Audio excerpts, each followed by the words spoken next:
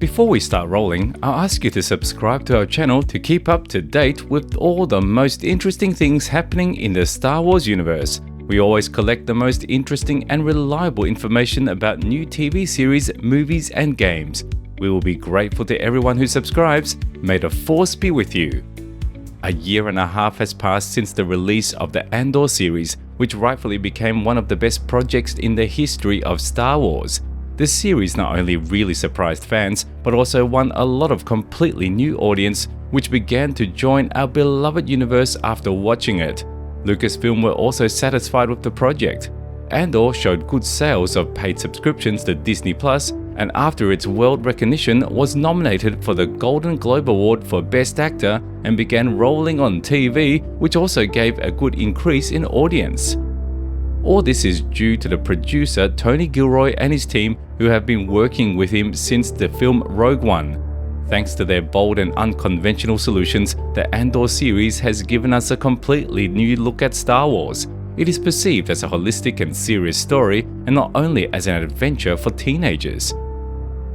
In addition, sometime after the end of the first season, it was known that the project had received a truly cosmic budget of $250 million, and this is a very large budget for the series. In short, a good budget plus an experienced and talented team were able to create a real miracle. But as they say, all good things come to an end someday, so Andor will soon retire.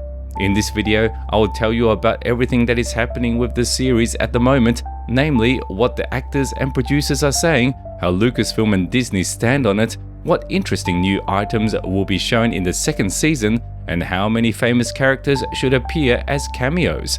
Watch carefully and you will find out everything. Work on the second season of the series is about halfway through. Filming was completed a long time ago, and now the series is on the editing table. Lucasfilm is planning to release it in early 2025, and unfortunately, the second season will be the final one. According to Tony Gilroy, Andor will end exactly at the moment when Rogue One began. But whether there will be a sequel with another main character is still unknown. It all depends on the performance of the second season and on the will of Lucasfilm. And most importantly, Tony Gilroy himself and Diego Luna, the actor behind the role of Cassian, promise that the second season surpasses the first in everything. Therefore, fans can expect truly epic, large-scale and touching finale. When they filmed the first season, Lucasfilm and Disney were wary of it, and to put it bluntly, they didn't really believe in the success of the project.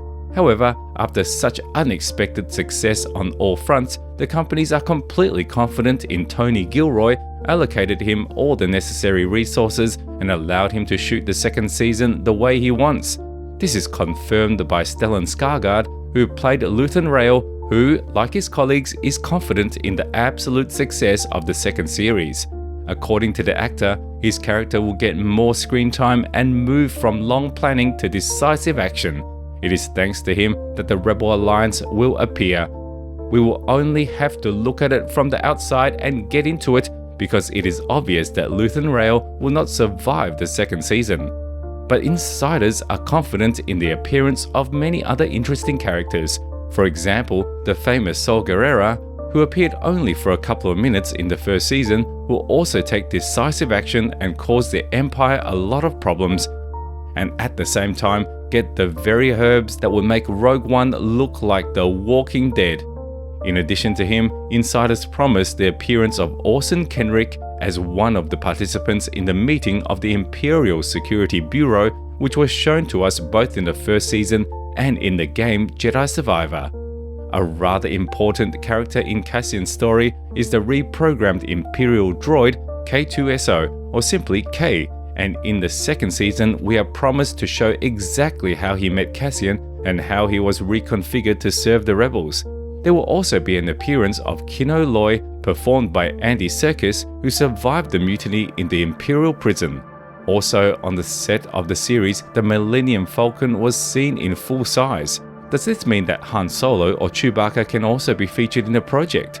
The events of the second season take place just before the beginning of the fourth episode of the saga, and Cassian, due to his secretive and murky nature, could certainly have resorted to the services of such a smuggler as Han, using his secret compartment during a flight on another mission. In addition, the main builders of the rebellion were not only Luthen Rael and Mon Mothma, but also Senator Bail Organa, who made a huge contribution to the organization of the Rebel Alliance, but he was never shown in the first season.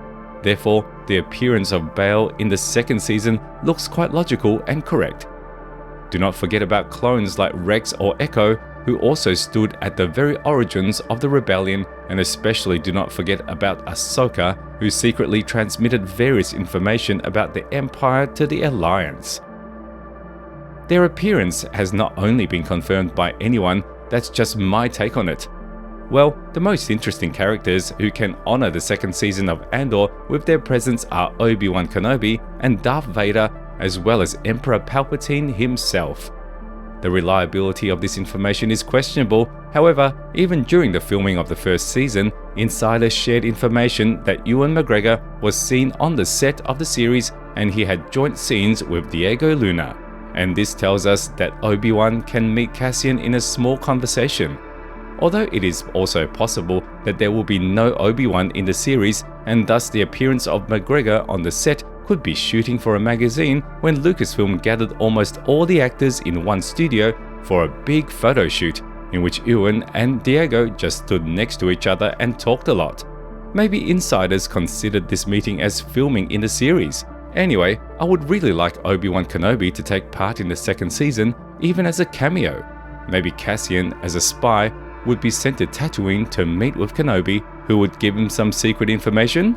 Well, I'm just coming up with the reasons for Obi-Wan's appearance in the series. And what about you? Write in the comments, do you want Kenobi to appear in Andor at least for a short time? The second Force user in the series should be Darth Vader himself, since all the same insiders claim that Vader's costume was seen among the props prepared for the filming of the second season. Whether he will appear in the series is still unclear, but among all the other cameos, the appearance of the Dark Lord of the Sith inspires the most confidence. First, the film Rogue One became so successful among other things because of the appearance of Vader in epic scenes, and for sure, Tony Gilroy will also use him in the finale of Andor. And secondly, his appearance seems to imply the plot itself, because in the first season we were shown a clear mess in the ranks of the Empire's elite, who not only did not notice the growing rebellion, they also could not neutralize several outbreaks in open and aggressive rebellion in any way. Vader understands such problems better than anyone else, and it seems to me that he will be the one who will send Luthen Rael to his well-deserved rest. And finally, Emperor Palpatine. In the first season, we were shown the Senate, or rather what was left of it. There is no trace of the former large-scale Senate meeting. Instead, there are empty stands, a mess and an outright farce. That was until riots started all over the galaxy. For sure, in the second season, the Senate will reconvene in full to discuss the accumulated problems, and when the tension reaches its peak, the Emperor Palpatine will appear, just like in the second season of The Bad Batch, who will put everyone in their place and finally announce the dissolvement of the Senate as required by the canon. So we get a really big and beautiful picture, which could be the second season of Andor. And you know, I really trust Tony Gilroy and his team. This is the case when I am completely confident in the good quality of the project, and it may be even good that it will end on the second season. A short but high quality series is better than a long and uninteresting pipeline. I repeat, the premiere of the second season is scheduled for early 2025. How do you like this news? Write your opinion in the comments. Be sure to subscribe to the channel to always stay up to date with all the interesting things about Star Wars, and like it if the video was useful and interesting to you. That's all for today. Thanks so much for watching. I will see you again soon. Bye.